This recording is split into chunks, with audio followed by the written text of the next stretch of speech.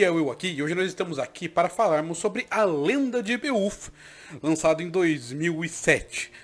Essa é mais uma da série aqui que eu tô fazendo de filmes baseados aí no poema do Beowulf. Porém, eu tenho que dizer o seguinte, eu pretendia fazer de 4 filmes, que seriam, né, o que eu já fiz em 99, A Lenda de Grendel e A Lenda de Beowulf, e também um filme chamado Grendel de 2007, também 2007. Só que eu não consegui encontrar esse filme em lugar nenhum.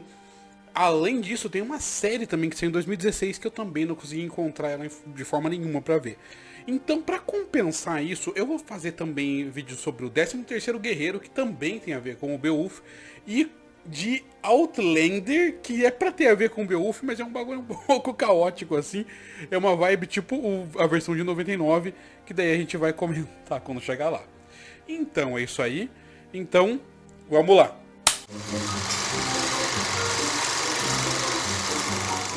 Bom, lançado em 2007 e dirigido pelo Robert Zemeckis. Zemeckis, é assim que pronuncia? Zemeckis. Eu espero que seja assim que pronuncia. É difícil o nome dele. A Lenda de Beowulf é baseado também no conto do Beowulf, né, que é no poema antigo medieval, né? E é feito totalmente em 3D, né? Ele é feito em animação, ele não é como os outros que são live actions. No entanto, a tentativa dele é ser o mais realista possível. O que eu tenho que dizer é o seguinte: na época eu assisti no cinema, e eu sempre joguei muito videogame, então eu sempre vi muita cutscene de qualidade. Por exemplo, as cutscenes do Warcraft, né? Do World of Warcraft não, do Warcraft normal, né? Do Warcraft 3 lá. Você lembra aquelas cutscenes mega massa assim? Esse filme tá muito acima daquilo. E eu tenho que dizer que quando eu vi pela primeira vez no cinema, e até hoje, algumas das texturas são realmente extremamente realistas, não tem como dizer que não. Em alguns momentos particulares, o filme entra um pouco no vale da estranheza, né? Só que são por momentos razoavelmente pontuais, assim. Então quem acusar muito ele disso não vai estar sendo muito honesto, porque não é sempre que ele tá o tempo todo do Vale da Estranheza, não. Muitas vezes ele te vende a ideia realmente de um realismo bem razoável. Agora falando um pouco do diretor, né? Isso é engraçado porque até o momento eu acredito que esse deve ser o diretor mais famoso, ou pelo menos mais, né, com um cartório, assim, uma carteira de filmes mais robusta até o momento que eu tenha feito crítica. Que eu saiba, na verdade, eu não lembro de todos até essa altura. Mas o que é importante é que ele dirigiu o De Volta para o Futuro, Forrest Gump, o Náufrago, e eu acho que até aquele Expresso Polar. Então, assim, ele realmente é um diretor, assim, bem interessante. Passando aí, né, pra sinopse do filme, né?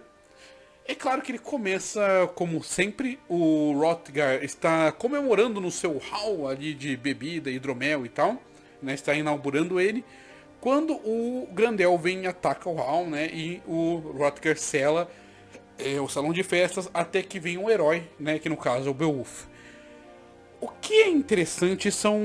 A primeira coisa que é interessante são duas coisas aqui. A primeira é que o Grendel aqui, pelo menos a princípio, pelo menos para o Hrothgar, ele tá... apesar de ele ser uma maldição do Hrothgar, ele vai atacar o lugar porque quando as pessoas estão cantando lá, o ouvido dele se machuca.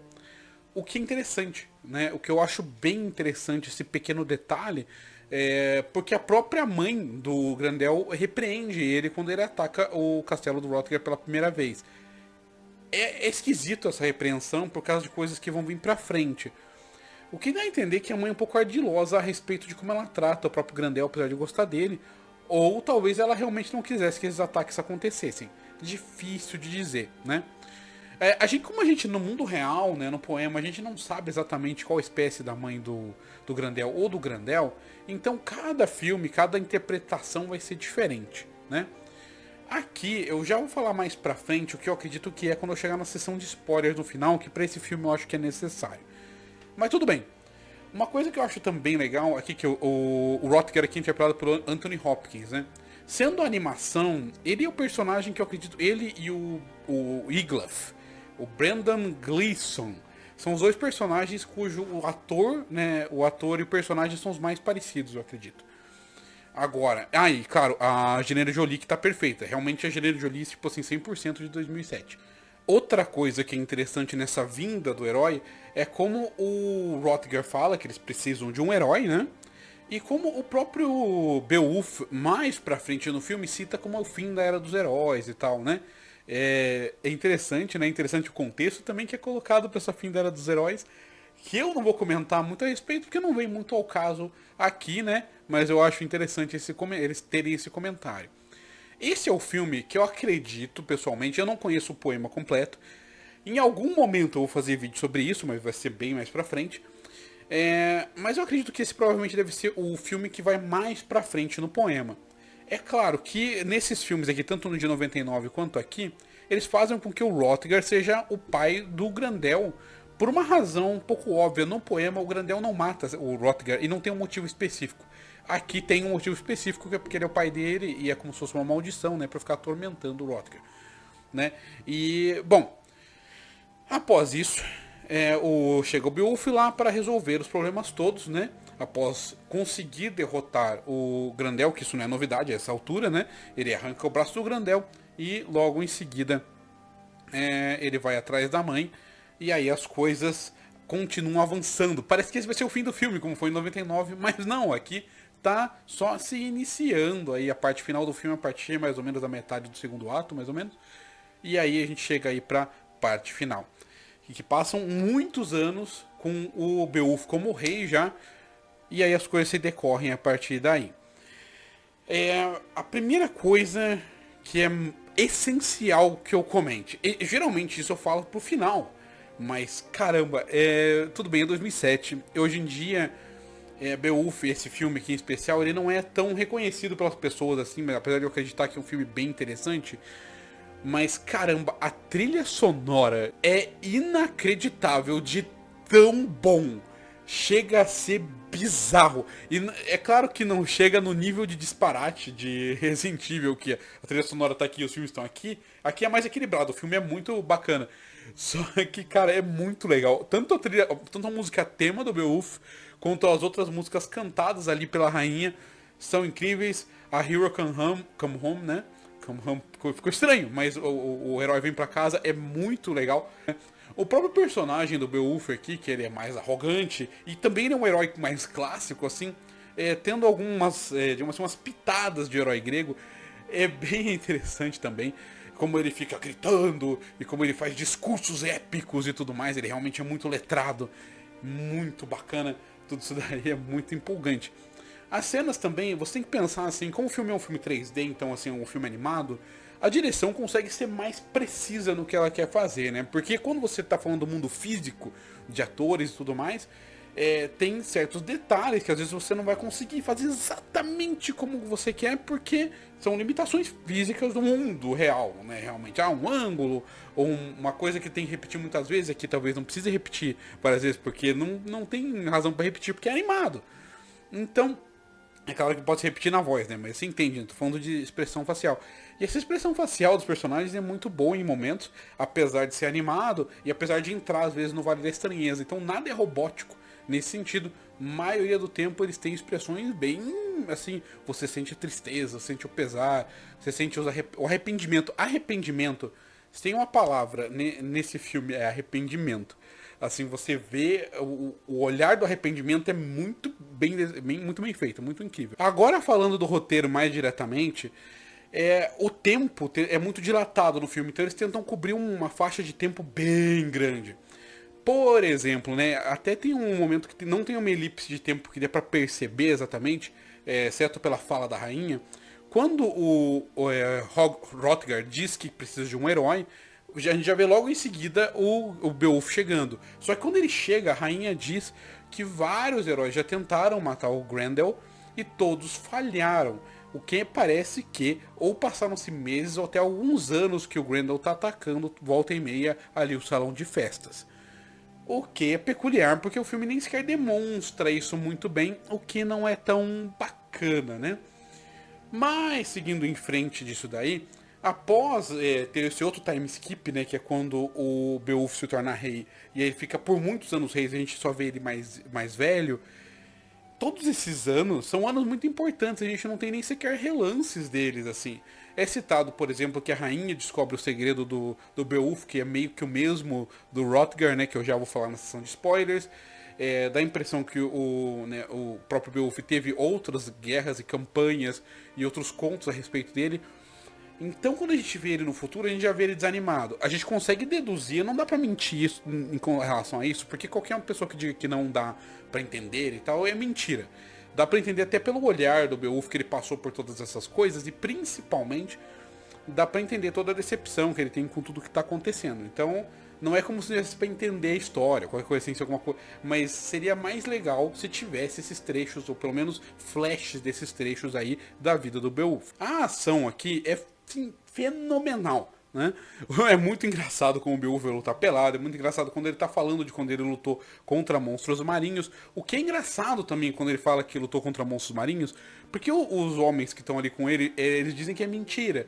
No entanto, pelo olhar do personagem e pelas outras vezes que ele mentiu, e como é animado e cada detalhe é escolhido, dá a entender que na verdade essa história tem muito de verdade. Então provavelmente ele fez alguma coisa do tipo. Principalmente o final da história que ele tá contando, em que ele vê uma coisa e ele tá contando outra. O que é interessante isso daí, né? Ele se seduz por uma sereia, basicamente. O que é bem interessante, que dá pra ver que tem muito mistério a respeito do próprio Beowulf, mesmo no grupo dele, que é das pessoas assim mais íntimas, digamos assim, do personagem. Todos os diálogos aqui, se não 99% deles, não, é um número exagerado, mas sério, a maioria dos diálogos são super épicos e elaborados, assim, um pouco shakespearianos, por assim dizer. E é interessante ver isso. Pensando que ele saiu de um poema, eles tentam ser bem poéticos na forma de falar, da forma de retratar os eventos também. O que é bacana. E também eles fazem essa coisa que é muito legal, que também acaba se refletindo também no 13º Guerreiro, que eu vou comentar, né? Só que é de 99, falo que se refletindo no sentido de que também tem uma coisinha disso daí que eu vou comentar.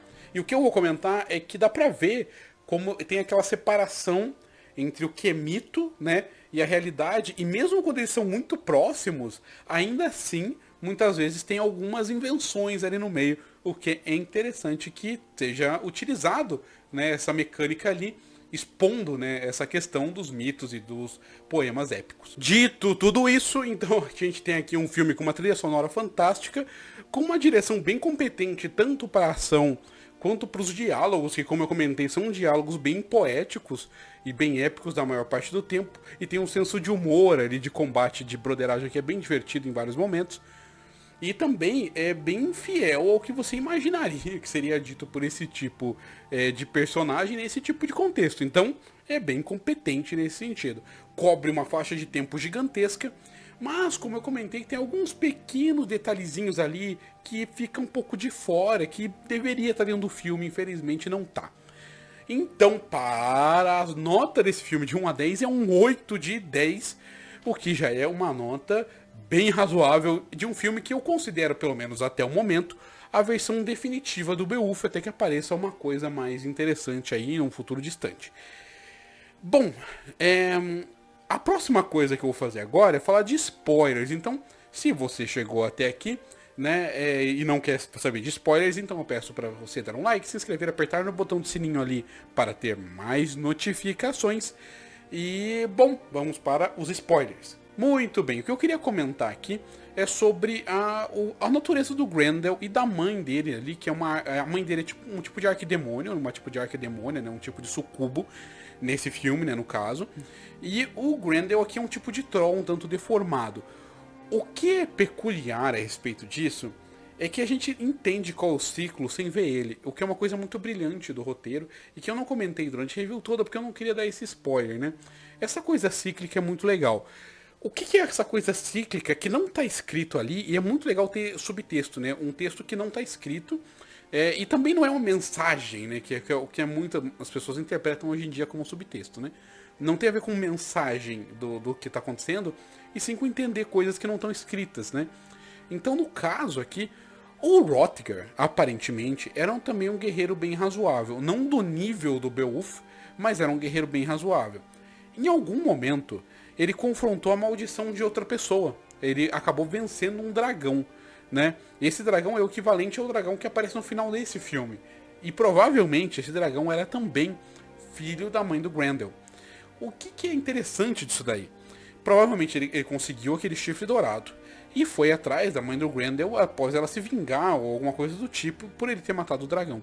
E deve ter feito um acordo parecido com esse do Beowulf.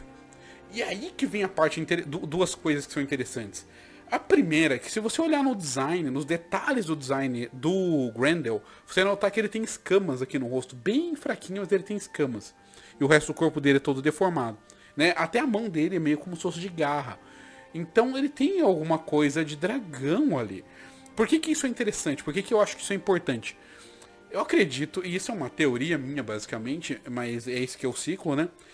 O Hrothgar matou o dragão. E o Hrothgar foi lá e fez o Grendel com a demônia, né? Com a mãe do Grendel.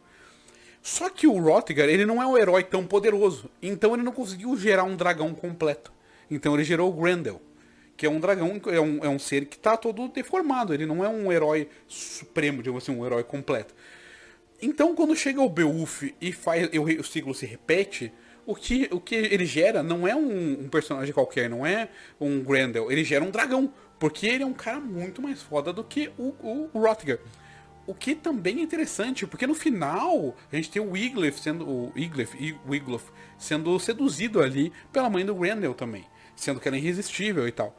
E como o Wiglaf não é um super-herói como o próprio Beowulf, então provavelmente ele geraria outro Grendel, né? Então é um ciclo que é bem interessante. Então é isso que eu queria comentar nos spoilers. Caso tenha gostado do vídeo por algum motivo, razão ou circunstância, eu peço para você se inscrever, dar um like, apertar no botão do sininho para ter mais notificações. Por favor, olhe ali na descrição, onde tem ali o link para o financiamento coletivo, porque as coisas estão realmente muito difíceis. Então é isso aí. Valeu e até mais.